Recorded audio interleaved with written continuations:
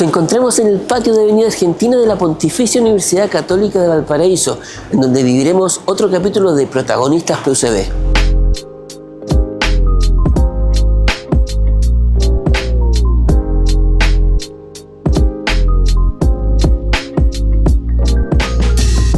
En esta oportunidad conversaremos con la decana de la Facultad Eclesiástica de Teología, Loreto Moya Marchant. Bueno, decana, para comenzar esta conversación en Protagonistas PUCB, le quería preguntar cómo fue su infancia, dónde creció usted y qué recuerdos tiene de esos momentos.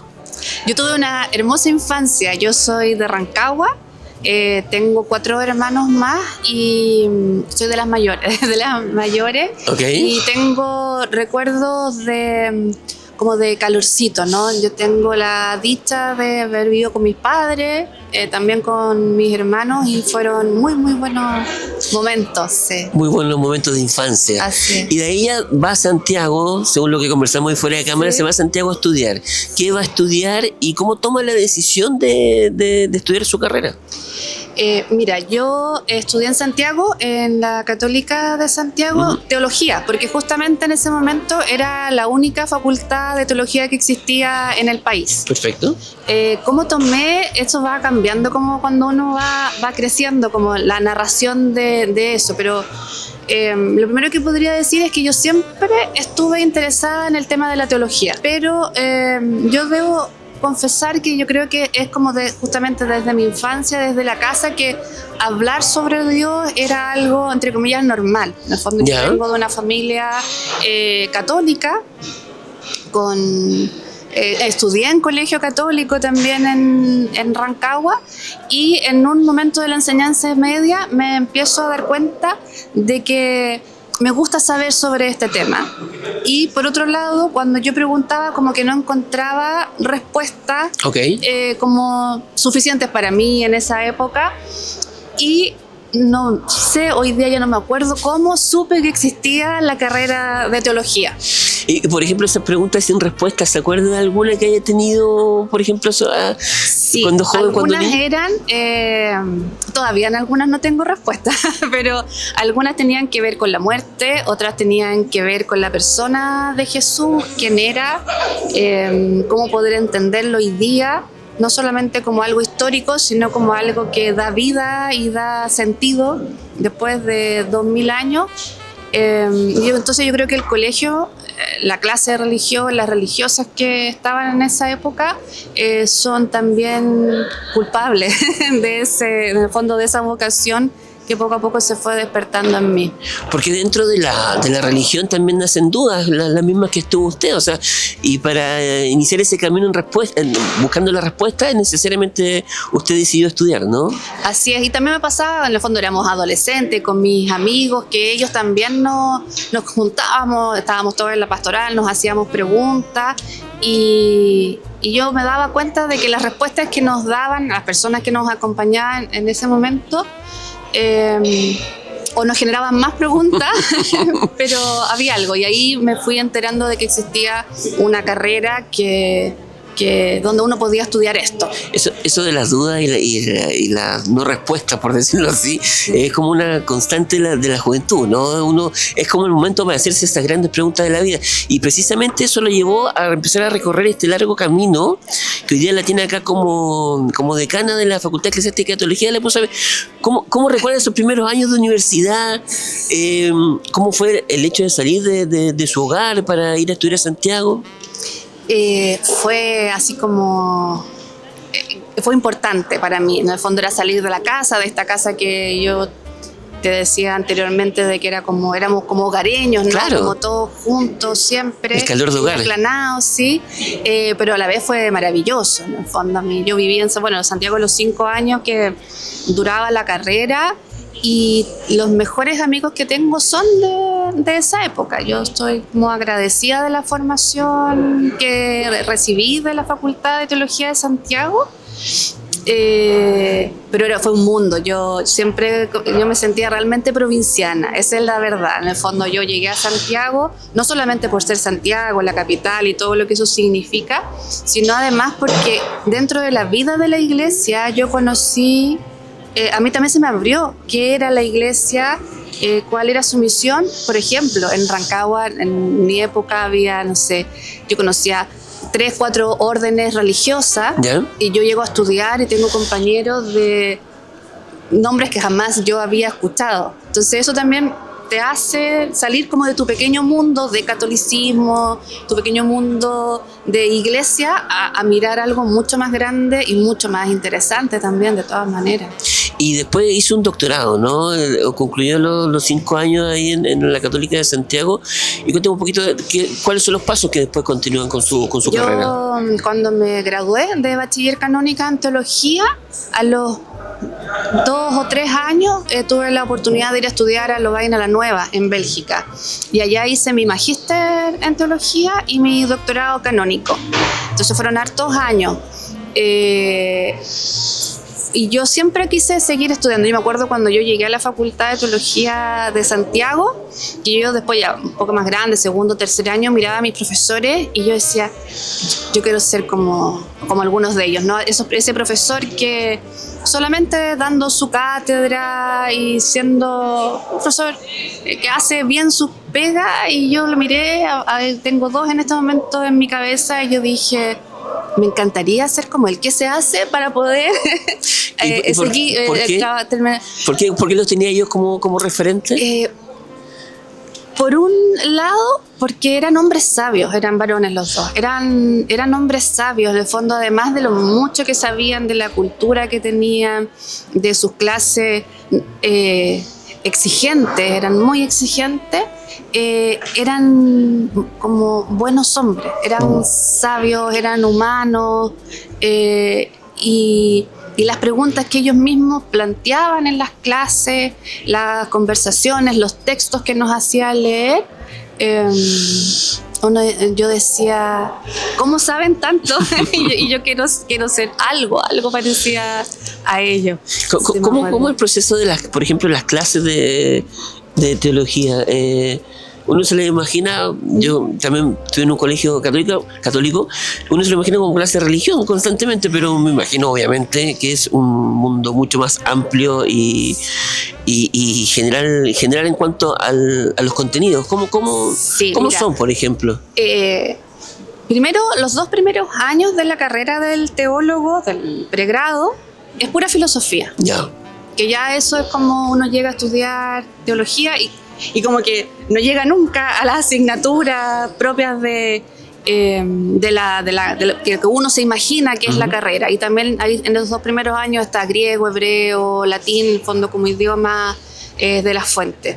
Después uno con el tiempo se da cuenta cuál es la lógica, ¿no? La lógica es filosóficamente conocer como los grandes fundamentos del pensamiento, que ciertamente están atravesados por el cristianismo, para luego, cuando uno llega a los cursos ya 100% teológicos, por llamarlos así, los cursos bíblicos, los cursos de teología sistemática, de moral, uno ya sabe manejar y uno ya sabe trabajar como desde los fundamentos, ¿no? Hay como un pensamiento ya a nivel de pregrado ciertamente, pero que se va instalando de a poquito para poder también entender la historia, sobre todo la historia del dogma católico, que está atravesada por la filosofía occidental.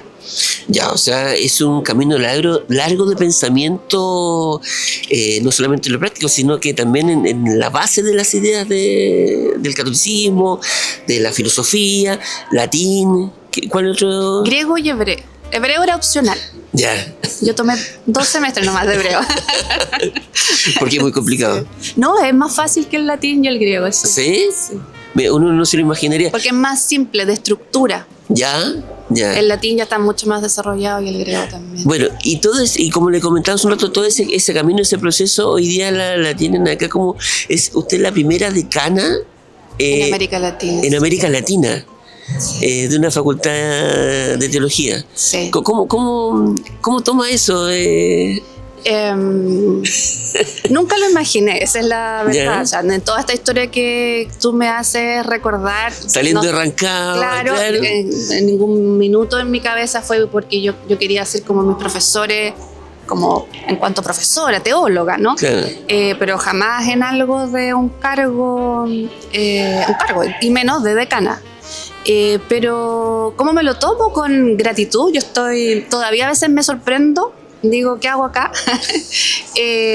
Pero con gratitud por todas las personas y por todo este camino, porque finalmente lo que yo a veces pienso es que no estoy acá, ciertamente no estoy por casualidad. Yo creo en cómo Dios actúa en la historia y en la historia personal de cada uno de nosotros, pero también es gracias a muchas personas, quizás generaciones, e incluso yo digo, quizás también se lo debo incluso al Papa Francisco, ¿no? En el fondo de ¿Usted estuvo con el Papa Francisco? Sí, tuve la oportunidad un par de veces. Y en el sentido de que él hizo cambios en la iglesia para que las mujeres pudiésemos tener cargo de poder finalmente. ¿Y cómo llega usted acá a la Pontificia Universidad Católica del país? ¿Se acuerda de ese? Sí, me acuerdo perfectamente. Sí. Cuénteme un poquito de eso, ¿cómo fue? Mira, yo recibí la llamada telefónica cuando estaba terminando mi doctorado en teología, y me llamó el profesor emérito Kamel Arire, que en ese momento era el director del Instituto de Ciencias Religiosas. Todavía no existía la facultad. Perfecto. Y ahí él me cuenta que la Santa Sede ha autorizado la creación de la facultad y que por lo tanto andan buscando armar un cuerpo académico tal como lo exige en ese momento la Congregación para la Educación. Y ahí empezamos a conversar, y para mí fue un regalo, en el fondo, de terminando tu doctorado, claro, y entrar a una facultad que están haciendo, es como el sueño, ¿no? Porque tal como él nos ha dicho muchas veces, distinto es llegar, todo tiene una riqueza, pero distinto es llegar a una facultad, no sé, que tiene 80, 90 años de tradición, y tú tratar de encontrar tu espacio o tu línea de investigación. Más que nada tienes que sumarte a lo que hay. Exacto. De cierta manera. En cambio, acá era como, está todo por hacer. Los cimientos, usted es parte de los cimientos de la facultad. Sí. Y eso obviamente que tiene un gustito diferente. Es más trabajoso, creo yo, es desgastante porque todo de cero. Pero también manera, se le puede dar un sello propio. Claro, pero uno siente que está aportando y entregando lo que uno ha estudiado, las intuiciones que uno tiene de más o menos hacia dónde la teología puede ir aportando a la iglesia, pero también a la sociedad. Así que llegó justo en el momento justo esta invitación. Y ahí ya salta a lo que conversamos hace un poco, que es su decanato, ¿no? ¿Cómo evalúa ese proceso, el proceso previo, ya el nombramiento de usted como decana? Mire, yo por varios años fui secretaria de facultad, tanto del profesor Kamel Arire como después del padre Gonzalo Bravo. Entonces eso me dio ciertamente también la seguridad, no sé si seguridad, pero la confianza para cuando mis colegas me solicitan yo poder ser parte de la terna, porque nosotros elegimos una terna, el obispo es quien confirma la elección. Yo sentí como ese reconocimiento también de mis colegas, de cuando me lo propusieron, de que hayan pensado en mí, de arriesgarse, sabiendo que en América Latina no había mujeres, entonces no era obvio que iba yo a ser nombrada. Yo lo leí como un reconocimiento a todo el trabajo y el aporte que he intentado durante estos años también hacer. Y eso claramente conjugado con todo lo que usted ha acuñado en sus años de estudio, ¿qué le ha llevado a seguir perfeccionándose en el ámbito de la teología? Me imagino que también conseguir ciertos logros, pero también cierto conocimiento propio, ¿no es cierto?, de lo que es la teología. Sí, es que yo siempre quise ser teóloga y nunca pensé se le en ser salió de la otra cabeza. cosa. Sí, nunca pensé así como era mi plan B, algo. Perfecto. No, siempre. Convicción. Sí, no sé por qué, no tengo una. ¿En su casa qué le decían cuando...? Mis papás no entendían mucho, Ya. era la verdad, y estaban asustados porque decían, ¿de qué va a vivir esta chiquilla? ¿Pero sus papás son creyentes, religiosos? Sí, mis papás son creyentes. Yo creo que a mi familia les debo mi fe, ¿no? En el fondo son ellos los que me inculcaron, se preocuparon de que tuviese una educación católica y también de mis abuelas. Mis abuelas, bueno, una de ellas todavía está viva y hasta el día de hoy para mí es como un ejemplo de persona creyente, no solo porque es como esa imagen que alguien puede tener de una abuelita que está rezando el rosario, también lo hace, pero también con preguntas. Yo hasta el día de hoy cuando la voy a ver me pregunto, oye, pero ¿por qué el Papa sacó este documento y dice esto? O sea, hasta el día, tiene 96 años. Entonces, yo a mi familia le debo, obviamente, todo lo que soy, y dentro de eso le debo también que me hayan hecho conocer a Jesús, que me hayan hecho amar a Jesús, y que me hayan hecho y me hayan aceptado que yo estudiase esta carrera. Así que en mi familia en eso es fundamental. O sea, agradecerle en el fondo los cimientos, como hablamos también de los cimientos de la facultad, sí. Los cimientos de lo que es toda su trayectoria, también está en su familia, y sí, en ese hogar caluroso en Rancagua. Sí, es que yo creo que todos somos hijos, nadie se forma solo, en el fondo cuando uno mira su historia y lo que estás haciendo hoy día, que me toca el servicio de ser decana, también se lo debo. Yo nombré al Papa Francisco, nombro a mis abuelas y a tantas mujeres también que quizás en silencio durante tantas generaciones se esforzaron para que hubiese un momento en la historia en que las mujeres también pudiésemos tener un cargo como un decanato. Entonces esto no se hace solo, ¿no? Uno no anda sola, sino que en el fondo te acompañan personas, amigos, amores, desamores, todo. En el fondo somos...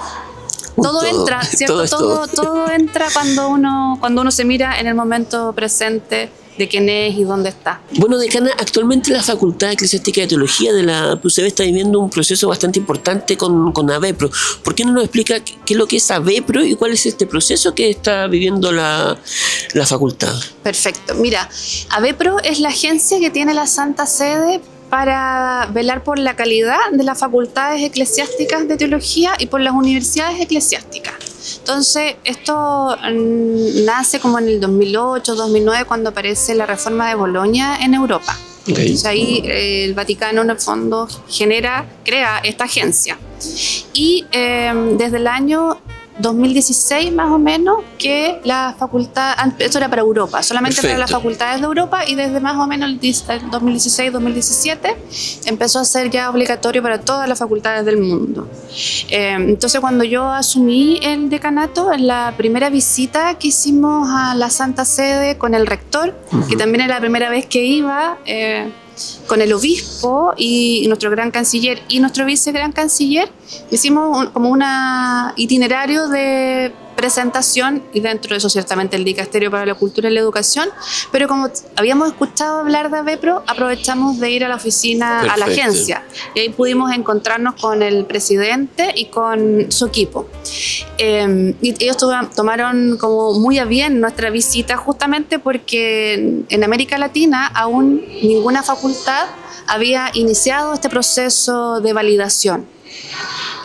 Ahí nos comentaron bien de qué se trataba. Nosotros también, de ahí el rector pudo explicar la política que existe en Chile de aseguramiento de la calidad, porque no es lo mismo en todos los países. Eso. Y al salir, hablando con el gran canciller y con el rector, vimos que nuestra facultad estaba como a la altura de ser evaluada, porque, bueno, teníamos en ese momento 10 años de existencia, era como un hito de los 10 años, ya teníamos, ya estábamos más asentados, nuestra carrera andando, entonces veíamos solo ganancia de pasar por este proceso. Así que ahí, 2000, no sé ya qué año, empezamos las conversaciones. Lo interesante es que como fuimos la primera de América Latina, también desde AVEPRO nos acompañaron harto, Perfecto. En reuniones Zoom, dudas, WhatsApp. En el fondo fue como bien de acompañamiento, porque la idea de esta agencia no es castigar a la facultad sino de poder acompañar el proceso, y yo me imagino también de que le permite a la Santa Sede tener una visión mucho más en profundidad de las facultades que existimos en América Latina. Entonces empezamos el proceso, un proceso que acá fue acompañado ciertamente por la Dirección General de Aseguramiento de la Calidad, trabajamos en conjunto, era la primera vez que la universidad acreditaba no una carrera, sino que una facultad completa, entonces tenías alguna... complejidad. Cierta complejidad, sí. Pero también la universidad tiene una dirección y tiene una experiencia, ¿no? Que eso también da seguridad, ¿no? Claro. A nivel buena espalda, como se diría. Sí, teníamos espalda y eso para nosotros era muy, muy importante, y Rectoría también nos acompañó. Y en abril de este año ya vinieron los pares evaluadores. Perfecto. De distintas decanos de facultades, eran 3 decanos y un exalumno de otra facultad, pero que también es interesante porque dentro de los pares evaluadores hay una estudiante. Exacto. Alguien que fue estudiante y que se reúne con los estudiantes, que conversa.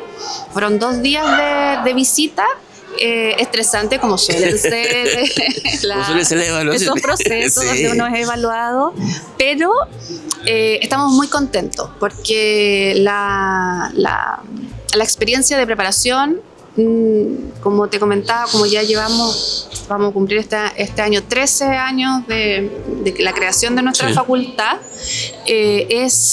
fue bueno, nos hizo bien porque nos pudimos mirar la fortaleza, la debilidad y sobre todo hacia dónde poder seguir creciendo, ¿no? En el fondo, y ver cuando vienen los pares, ver que algunas cosas que uno dice, ¿podremos dar este paso? ¿No? ¿Estaremos chicos todavía? ¿Tendremos que esperar? Y que vengan de afuera, de grandes facultades históricas, y te digan, oye, tienen todo, claro. vayan Cancha adelante, abierta, claro. Caminen, no tengan miedo. También da seguridad, ¿no? De decir, ya, en el fondo, en el contexto de las facultades eclesiásticas somos pequeñas, somos de las más nuevas, pero en estos 10 años hemos trabajado arduo y lo que nos permite pensar en seguir creciendo. Oiga, y quiero hacer un paréntesis ahí porque usted habló de la primera vez que usted visitaba la Santa Sede, ¿no? Fue la primera vez, ¿cierto? Junto con el rector. Sí. Sí. ¿Qué recuerdos tiene de esa experiencia de su encuentro con el Papa Francisco? Sí, mira. Me imagino que usted, disculpe, queriendo ser teóloga desde muy niña, hacer este viaje, vivir esta experiencia, me imagino que fue un antes y un después, quizás en lo que es su vida como teóloga. Sí, te entiendo. Yo había tenido el privilegio de haber estado antes en Italia ya varias veces. Entonces no era la primera vez que iba, pero ciertamente la primera vez que entraba a oficinas del Vaticano, que es distinto. Sí. Claro, no lo mismo estar parada ahí en la Plaza San Pedro. Claro, que estar adentro de... Que estar adentro. Fue bonito porque también uno desmitifica ciertas cosas, ¿no? Okay. Fue interesante en varios sentidos. Por ejemplo, la primera vez que yo viajaba con el rector y con el gran canciller, y el vicegran canciller, fuimos compañeros de universidad, entonces lo conozco más. Entonces, estar todo el día juntos, eso también fue bonito porque la relación con el gran canciller pudo en el fondo también pudimos conocernos más. Y ciertamente a nivel de las reuniones era interesante y entrar a ciertas oficinas de la Santa Sede, pero ese año justo el Papa, cuando nosotros llegamos, fue hospitalizado. Así que teníamos nuestras entradas todos para poder estar con él y no pudimos. ¿Verdad? Así que nos vinimos con eso, con eso que nos faltó. Pero al otro año, cuando regresamos, que fue el año pasado, ciertamente, pudimos estar en la audiencia, quedamos en primera fila y lo pudimos saludar. Se hace muy cortito porque nuestro gran canciller nos presentaba. Perfecto. Y él ya andaba, obviamente, muy viejito, en silla de ruedas. Pero fue cuando le dijimos que éramos de Valparaíso, se alegró. Él recordó que había estudiado acá, él se acordó que había estudiado psicología, también comentó y decía, pero ¿cómo ustedes pasan de los incendios a las inundaciones? Porque claro, en febrero había sido ese tremendo incendio que tuvimos en Viña del Mar, y estábamos en junio, julio, y habíamos tenido unas inundaciones, y uno dice, ¿cómo este hombre además sabe qué está pasando, lo que está pasando Claro. en Chile, ¿no? Entonces fue rápido, pero fue muy, muy bonito, sí. Recuerdo, me imagino. Sí, yo tengo mi foto ahí, ahora que ya no está con nosotros, Papa Francisco. Es como de las cosas lindas del decanato, que yo, si no, como yo iba a estar en primera fila. Claro. Para poder saludarlo. Sí. Oiga, y volviendo ya a lo que es su facultad, por lo que representa la Pontificia Universidad Católica de Valparaíso, su facultad pareciera ser como una de las fundamentales en cuanto, y volvemos a los cimientos también, los cimientos de los valores que quiere transmitir la universidad, la Pontificia Universidad Católica de Valparaíso. Desde su rol como decana, ¿cómo lo hace para expandir precisamente el mensaje de la universidad a través de su facultad? ¿Cómo lo hace para vincular todo esto que es el CERP UCB con su facultad de teología, eclesiástica de teología? Es un gran desafío. Es un tremendo desafío que nosotros tenemos ya desde Excor de Iglesia. La Constitución sobre universidades católicas habla del lugar de las facultades de teología en la universidad y le pide hartas cosas. En el fondo, ser esa facultad que, lo estoy parafraseando, no son estas palabras ciertamente que usa, pero de instalar la pregunta por el sentido, de que todas las disciplinas puedan tener un espacio, sea química, sea física, sea ingeniería, de espacio para pensar la verdad, esa verdad más grande, ¿no? Esa verdad con mayúscula que la academia tiene que hacerla. Es desafiante. Porque, claro, somos una facultad, pequeña, pero yo siempre digo que donde estamos poniendo harta fuerza y creemos que vale la pena es la formación fundamental, en el fondo nuestros estudiantes. Nosotros el año pasado renovamos los programas de antropología cristiana y ética cristiana, que son estos dos cursos que nuestros estudiantes de la PUCB deben hacer, justamente porque creemos que es como una oportunidad de poder quizás plantear esas preguntas que su carrera no necesariamente Exacto. lo va a hacer.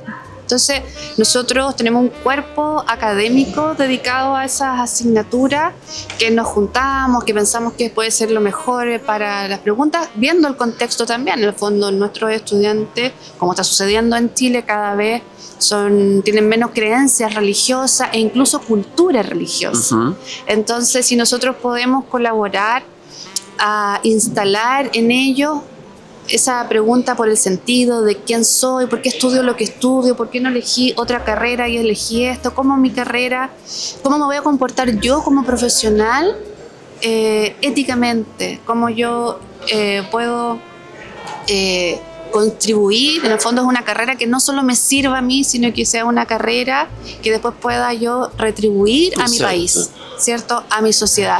Entonces, para nosotros ese es uno de los espacios que ciertamente cuidamos, queremos y nos dedicamos a él, es a nivel de estudiante. También participamos como facultad en la Cátedra de Identidad Católica, junto con el vicerrector de Desarrollo, al vicegran canciller, está representante de la pastoral, la directora, vinculación también con el medio. Uh-huh.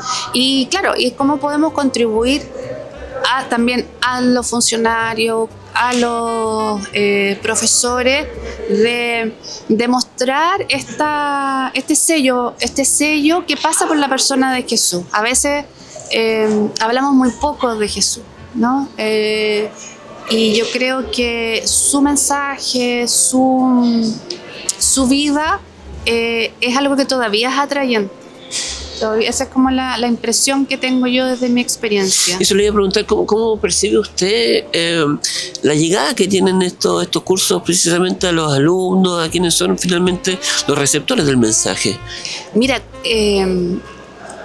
nosotros nos juntamos todos los semestres con los profesores de formación fundamental y tienen muy buenas experiencias. muy buenas experiencias, al contrario de lo que uno podría pensar, oye, como es un curso obligatorio, ¿cierto? Claro. En el fondo tienes alumnos sentados ahí que dice, ¿por qué estoy acá? Si yo quiero estudiar, no sé, ingeniería y estoy haciendo antropología cristiana, ¿qué tiene que ver eso? Pero ¿sabes qué? Es muy bien recibido. Yo creo que hemos pensado un curso que sea lo suficientemente atrayente y amplio para que todos quepan.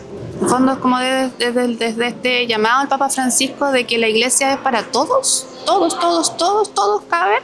En el fondo, entonces, es una antropología donde nosotros podemos hacer o intentar que el estudiante diga, mira, esto es antropología cristiana, pero las cosas que estamos pensando son también de ser un ser humano, ¿no? De ser persona, de estar viviendo en una comunidad, en una ciudad particular.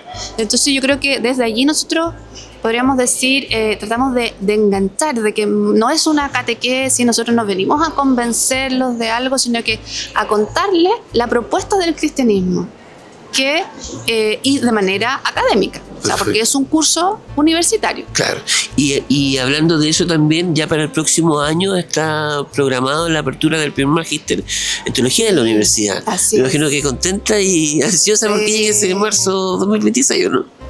Sí, estamos muy contentos, esa es la verdad, porque es un proyecto. Nosotros cuando la Congregación para la Educación Católica de la época crea nuestra facultad, la crea para que demos los 3 grados canónicos: bachiller, que es como la licenciatura civil, el magíster y el doctorado. Y nosotros dijimos, no, 1 a 1, o sea, vayamos madurando, vayamos conociéndonos como cuerpo académico, ¿cierto? Y para que nuestra magíster y, si Dios quiere, posteriormente un doctorado, tenga nuestra impronta. Y para eso tenemos que conocernos, es una facultad nueva. Y nos tomamos ciertamente 10, 13 años en realidad en este camino, y por lo tanto estamos orgullosos como de decir, miren, no nos apuramos, aunque estábamos autorizados, porque queremos entregar y proponer algo que nos identifique, que sea una línea, que tenga su línea de investigación, que tenga una proyección, y que sea también algo más bien inédito en Chile y no replicar cosas que otras facultades ya hacen. No tiene sentido con los pocos interesados que hay hoy día en este tipo de posgrado. ¿Con qué se van a encontrar, por ejemplo, los alumnos que opten a este posgrado? El magíster es un magíster en teología que va a tener un énfasis en teología práctica. ¿Qué significa eso? Que es un magíster que va a entregar profundizar ciertamente todo lo que es tradición, magisterio, Sagradas Escrituras, pero lo vamos a hacer también, nos vamos a abrir a las prácticas creyentes o las prácticas pastorales.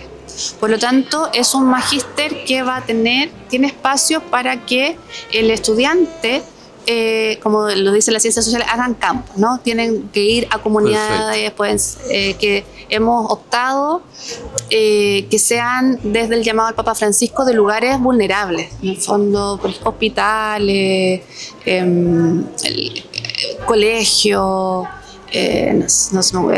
tema de migración, de migrantes. Perfecto. En el fondo y desde allí, desde la realidad de lo que están viviendo las personas, los creyentes en sus comunidades, hacernos las preguntas teológicas. En el fondo que pueda ser una teología que, con todas las dificultades que pueden tener, que dialogue y para poder también proponer una teología pertinente para las preguntas que hoy día se están haciendo las personas, no las preguntas que se hicieron hace 10 años. Exacto. O hace 20 años. Y eso es un gran desafío. Porque al igual que en todo ámbito de la vida, la teología también va, no sé si cambiando, pero evolucionando en conjunto con el ser humano. O sea, las preguntas, los cuestionamientos, las respuestas, todo va cambiando constantemente, ¿no? Sí, nosotros tenemos, la Iglesia Católica y la teología católica, por lo tanto, un corpus ciertamente establecido, ¿cierto? Uh-huh. Las Sagradas Escrituras no van cambiando. Claro. Sus dogmas, su magisterio, lo que llamamos tradición con mayúscula en teología, pero lo que sí tenemos también la convicción, porque viene del mensaje de Jesús, es que el mensaje de Jesús se hace actual en toda época y en todo lugar. Por lo tanto, la tarea de una de las tareas del teólogo es justamente pensar su fe en el contexto que le tocó vivir. Y el contexto que nos toca vivir nosotros acá es Valparaíso, es el año cuando empieza el Magíster 2026, con todas las diferencias que tiene y con los grandes cambios culturales y religiosos que está viviendo el mundo, pero sobre todo la sociedad chilena. Y lo último en cuanto al magíster, ¿está abierto, o sea, o enfocado hacia qué tipo de persona, qué es lo que quiere hacer? El perfil de ingreso tenemos está orientado tanto para el que hace, como lo llamamos nosotros, la carrera canónica de los grados que entrega la Santa Sede. Está también pensado en personas que han estudiado en algún instituto de ciencias religiosas, pero que obviamente no acceden al grado de canónico, sino que es un magíster civil.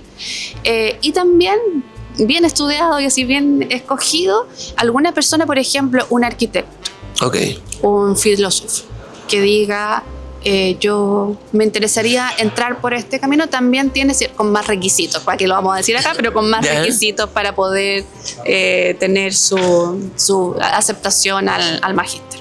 ¿Qué le parece que en los colegios ya el ramo de religión no sea obligatorio? ¿Cuál es su visión con respecto a eso? Sí. Bueno, desde el año 83, con el decreto 924, que la clase de religión no es obligatoria. Lo que es obligatorio para los colegios es ofertarla, en el fondo, decir si el apoderado o tutor quiere o no quiere. Perfecto. Pero si no quiere, se exime, ¿no? Y qué es lo que está pasando. Por eso hoy día da la sensación de que como que no es obligatoria, es que cada vez más los apoderados o los tutores o los propios estudiantes se eximen. Se eximen. Sí. Bueno, ¿qué quiere que les diga? Yo encuentro que es algo que no... que a mí me preocupa como cristiana, pero también me preocupa como a nivel social, ¿no? Cuando en el fondo tan fácilmente se excluye de la formación escolar un espacio tan vital como es la religión.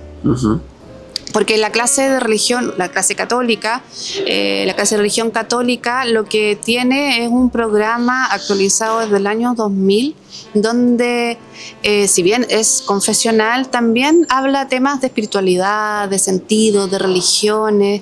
Entonces, como los estudiantes no están accediendo a la clase de religión, queda como un vacío, ¿no? Donde hoy día el joven tanto se hace preguntas de sentido, pero también incluso ya no hablándolo confesionalmente, sino como culturalmente, donde aprende a valorar lo que las religiones han aportado a lo largo de la humanidad. El Occidente no se entiende sin el cristianismo, pero si socialmente lo empezamos a desechar solo porque la palabra religión aparece, se genera también socialmente un vacío que yo creo que a la larga causa mucho mal social. Y eso precisamente, según su visión, es que mantiene en la actualidad un poco alejada a la juventud de todo lo que es la religión, la fe. ¿Cree que puede ir por ese lado? Por precisamente sacar este componente social que es la clase de religión y no llevarlo como al ámbito de la conversación, al ámbito académico. ¿Creo que puede ir por ahí o por otros factores quizás? Yo creo que los factores son múltiples. Hoy día las religiones en general, pero en Chile sobre todo la religión católica hace ya, yo creo, más de 10 años viene en una baja considerable, por ejemplo, de credibilidad. Y eso ha afectado a la Iglesia Católica en muchos frentes, y dentro de eso en lo de los jóvenes. Los jóvenes hoy día no ven necesaria la religión en sus vidas. Ciertamente hay un proceso de secularización que en Chile ha entrado en los últimos 40, 50 años con mucha fuerza, mucha más fuerza que otros países de América Latina, con excepción de Uruguay, ciertamente. ¿Por qué cree que en Chile entra con más fuerza ese proceso? Teorías hay varias, y dentro de esas se habla de que, ¿cómo decir? De que la Iglesia Católica ciertamente yo soy parte de la Iglesia, hemos hemos cometido, o sea, su credibilidad ha bajado mucho, y el tema de los casos de abuso sexual de parte de sacerdotes, de gente, de religiosos, para con niños o adolescentes, obviamente es una herida que no podemos negar, porque es no, o sea, es un delito, ¿no? En el fondo, claro, es el lugar que debería haber sido de acompañamiento, de acogida, como tiene que ser la iglesia, una comunidad. Muchos de parte de esta iglesia y líderes no lo hicieron, y crearon mucho daño, y eso obviamente una sociedad como la chilena lo resiente. ¿Y qué se puede hacer para recuperar a esas personas que quizás ya no tienen tanta confianza? ¿Cuál es el trabajo precisamente de la iglesia que hay que llevar a cabo? Yo creo que el Papa Francisco nos marcó un camino bastante sabio, y que tiene que ver quizás con esto, con tu pregunta, ¿no? De cómo hacemos que la gente se reencante con la iglesia. Bueno, hablemosle de lo más valioso que tiene nuestra iglesia, que es Jesús. En el fondo, que es esa acogida que, como decía el Papa Francisco, que es una iglesia abierta a todos, que es una iglesia que es madre de misericordia. Entonces, mostrar esos rostros que quizás en algunos espacios, porque la iglesia es gigante, ¿no? Y no podemos generalizar, pero que a veces mostramos el rostro contrario, como de un grupo cerrado, claro, de que se condena. Entonces, el Papa Francisco en eso nos dio un camino, que la iglesia en salida, pero también el tema de la fraternidad, de cómo poder mostrar un rostro de iglesia que te acompaña en la vida, de un Dios que quiere, que su único propósito es que tú puedas ser feliz y puedas ser lo más plenamente humano, y que eso significa desarrollarte en todos los ámbitos de la vida, y que en ese proceso no lo haces solo, ¿no? Sino que vas de la mano con Dios y con una comunidad que sería la iglesia. Yo creo que no tenemos que cansarnos de hablar en qué Dios creemos, más que como en un aparataje más como institucional. Yo creo que volver el rostro hacia Jesús, hacia este querigma de que Dios mandó a su Hijo, que este Hijo vino a mostrarnos el rostro del Padre, que murió por nosotros y que resucitó y que sigue con nosotros a través del Espíritu Santo, siempre es novedoso y siempre puede acoger, ese mensaje puede ser acogido por el corazón de jóvenes y de adultos y de adultos mayores. Yo creo que ese es el mensaje que no se añeja, ¿no? Sino claro, que es lo que hace que la iglesia sea siempre joven y siempre novedosa para algunas personas. Y sobre todo porque la figura de Jesús sigue siendo cercana, ¿no? Es el rostro de Jesús, su legado, su vida, su pasión, todavía es cercana para el ser humano. Eso no se ha perdido. No, en el fondo cuando uno habla o en la catequesis también se enseña a los niños, la figura de Jesús no es una figura que complica. No, al contrario, es como la puerta de entrada. Y a veces, yo siempre le digo a mis estudiantes, hablamos poco de Jesús. O sea, es que discursivamente en la sociedad hoy día hablamos muy poco de Dios, ¿no? Es raro escuchar a alguien, no sé, en la micro, en un colectivo, claro, en el metro, hablando de temas religiosos, menos hablando de Dios. Entonces, ¿qué es lo que pasa? Que nos hemos acostumbrado a no nombrarlo, a no decirlo. Y yo creo que los que somos creyentes, más los que estudiamos esto, ¿no? Tenemos que volver a recordar que estamos hablando de aquello que creemos, aparte que no estamos hablando de un personaje histórico, estamos hablando de una experiencia. Exacto. ¿No? En el fondo, Jesús se puede estudiar también históricamente, pero cuando uno quiere caminar con él es cuando finalmente tú te encontraste con Jesús, cuando tuviste una experiencia, ¿no? A través de, no sé, a veces puede ser un dolor, una alegría, la familia, un amigo, qué sé yo, en el fondo que aparece este rostro, entonces uno no comparte una teoría teológica, sino que uno comparte una experiencia a una persona que es Jesús. Oiga, y conversamos hace poco también con respecto a la lejanía que existe hoy en día de la juventud, precisamente con la religión. Hace pocos días fue certificado Carlos Acutis, el primer santo millennial que le dicen. ¿Qué le parece este tipo de acciones que toma la Iglesia, precisamente tratando un poco de acercar la juventud a lo que es la religión? Sí, yo creo que uno de las grandes como de los grandes motivos porque la Iglesia canoniza, ¿cierto?, a ciertas personas a lo largo de la historia es porque son testigos de personas que se encontraron con Jesús y lo siguieron y que hacen que otros se sientan interesados en seguirlo. Yo creo que el tema de la santidad como concepto es también muy interesante volver a hablarlo y volver a ver santos, ¿cierto? No santos que a veces uno ve como tan lejanos, claro, sobre todo los jóvenes, sino que alguien como que habla su idioma, que vivió en la época. Que se viste como que uno. Es claro, que siempre está con la mochila, qué sé yo, pero sobre todo es como... y el Papa Francisco sacó, si mal no recuerdo, es una exhortación apostólica acerca de la santidad justamente para acercar esta idea de que no son solo santos estas personas que son extraordinarias en la historia, que son los santos como canonizados, sino que esta invitación a la santidad es para todos. Claro. Y es en la vida cotidiana, estudiando, siendo madre, siendo profesora, en el fondo la santidad no es para algunos, todos estamos llamados a hacer un camino de santidad.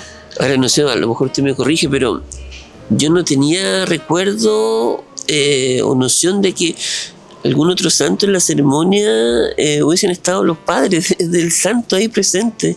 Eso fue sí, entre comillas, novedoso, ¿no? Novedoso. Sí. Mire, yo también me he enterado solamente en estas noticias de esto y que hablaban que hace mucho tiempo atrás pasó también. Una madre estaba viva cuando su hijo lo canonizaron, no recuerdo el nombre, pero ciertamente es lo... Para los tiempos de hoy en día es sumamente curioso. Sí. Oiga, y bueno, y me imagino que estos tipos de gestos deberían, en relación también a lo que hemos conversado en este bloque, deberían ir sumándose para precisamente ir acercando a la gente que se viste como uno, que se peina como uno, al mundo de la religión, ¿no? O sea, no debería ser solamente el caso de Carlos Acutis, sino que otros más, quizás. ¿Cómo lo ve usted? Yo creo que la Iglesia siempre, y es parte como del corazón de su misión, la transmisión de esta buena noticia. Hemos recibido algo que tenemos que compartirlo. Y en ese sentido, ciertamente el ámbito de la juventud, pero yo diría también de los adultos jóvenes, está complejo por todo lo que hablábamos anteriormente. Entonces, este tipo de figuras que aparecen, pero también el trabajo cotidiano que hace la teología, que hace la universidad, nuestra universidad, claro, y las universidades católicas, lo que hace acá en Valparaíso, el Obispado de Valparaíso, con todas sus actividades, cómo se despliega, cada día somos más poquitos, ¿no? Pero así todo, en el fondo, esta fuerza y esta convicción de que tenemos algo tan importante que anunciar, que no importa tanto el cansancio o el número, ¿no? Sino que no desfallecer en este anuncio cotidiano de este regalo que hemos recibido, que es la fe, y que queremos que otros puedan también alcanzarla. Bueno, y para ir cerrando, ¿qué opinión le merece o qué le parece ser parte de la Facultad de Eclesiástica y Teología de la Pontificia Universidad Católica? Quizás lo gozamos en alguna de las otras respuestas, pero haciendo un resumen, ¿qué significa para usted como Loreto Moya ser parte y ser decana precisamente de esta facultad? Es un regalo que Dios y mis colegas me han entregado, pero debo decir algo, es un placer ser decana de esta facultad. En el fondo, si yo acepté, es cierto, yo le decía el reconocimiento de mis colegas cuando me lo solicitan, pero también es porque tenemos un cuerpo académico humano, nos queremos, no somos amigos, pero hay ese cariño, ese respeto académico, pasamos muchas horas juntos, yo siempre digo, es un placer, es fácil ser decana cuando uno tiene estos colegas, en el fondo, que todos queremos construir, que todos vamos pensando lo mejor para la facultad, eso hace que facultad nueva, entonces todos tenemos como este espíritu, ¿no? De poder contribuir, de que crezca, de que sea conocida, de poder impactar, como usted me preguntaba, más fuertemente en el sello valórico de la universidad, y ver también entusiasmo cuando tú ves que tienes tanto por hacer, falta tanto todavía, ¿no? Entonces es un regalo ser decana de esta facultad. Me siento orgullosa de mis colegas, de mis estudiantes también, así que solo agradecimiento. ¿Pensaba cuando salió de Rancagua, joven a Santiago, que este iba a ser su camino? Jamás, no. Bueno, decana, yo le quería agradecer por haber sido partícipe de este nuevo capítulo de Protagonistas PUCB, agradecerle por la entrevista que realizamos acá en el patio de Teología de la Pontificia Universidad Católica de Valparaíso. Muchas gracias a usted por esta iniciativa, ha sido un placer, lo pasé muy bien, así que muchas gracias. Bueno, yo me despido, soy Sebastián Andrés Paredes Contreras y este fue otro capítulo de Protagonistas PUCB. Chao, chao.